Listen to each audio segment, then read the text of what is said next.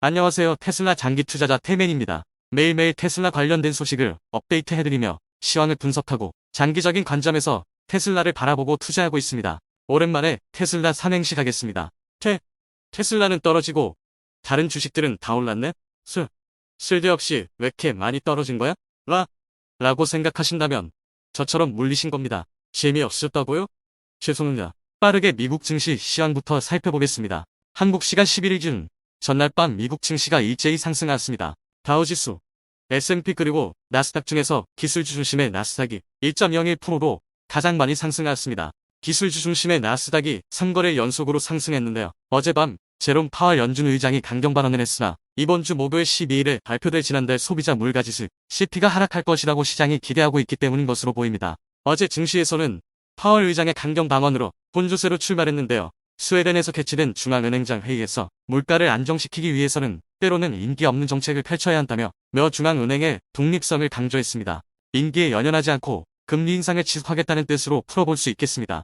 이 같은 소식으로 미국 증시는 혼조세를 보였는데요. 앞서 말씀드렸다시피 12일 발표되는 CPI가 하락할 것이란 기대로 장후반 랠리를 펼쳤습니다. 이날 기술주 중심의 나스닥이 상승했는데도 불구하고 미증시의 대표죠. 우리의 테슬라는 소폭 하락하였고 0.77% 하락한 118달러로 마감했습니다. 하락한 이유는 최근 들어 테슬라의 주가가 급락한 다음 다시 급등하면서 이에 대한 차익 실현 매물로 인한 하락으로 보고 있습니다. 올 들어서 테슬라의 주가가 급락하자 저가 매수세가 유입됐었죠?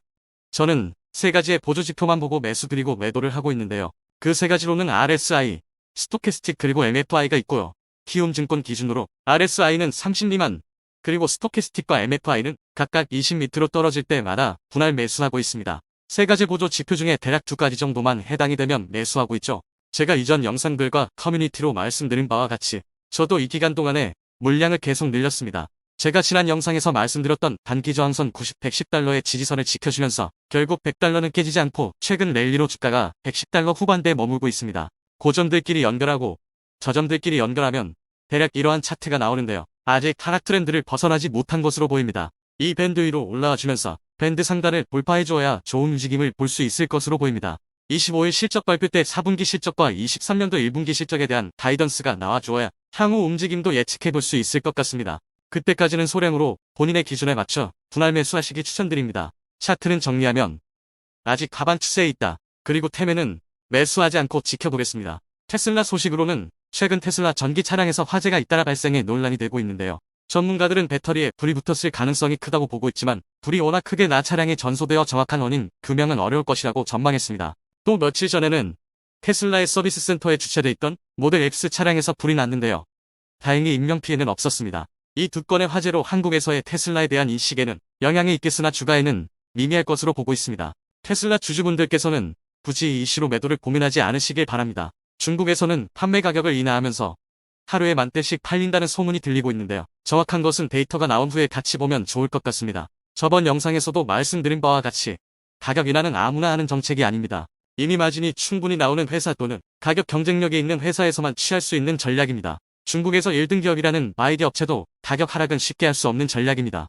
왜냐면 전기차는 기본적으로 배터리 가격이 비싸기 때문에 배터리 가격 경쟁력이 뛰어나야지만 할 수 있는 전략인 것입니다. 그에 비해 테슬라는 3분기 실적 발표에서 자동차 마진율이 27% 정도 나오고 있습니다. 규모의 경제에 의해 가격을 낮추는 대신 많이 팔리게 되면 그만큼 시장에서의 경쟁력이 올라가며 더 많은 고객을 확보할 수 있습니다. 최근에 테슬라 주가가 많이 떨어져서 지금 가격이 분할전 가격으로 354달러입니다.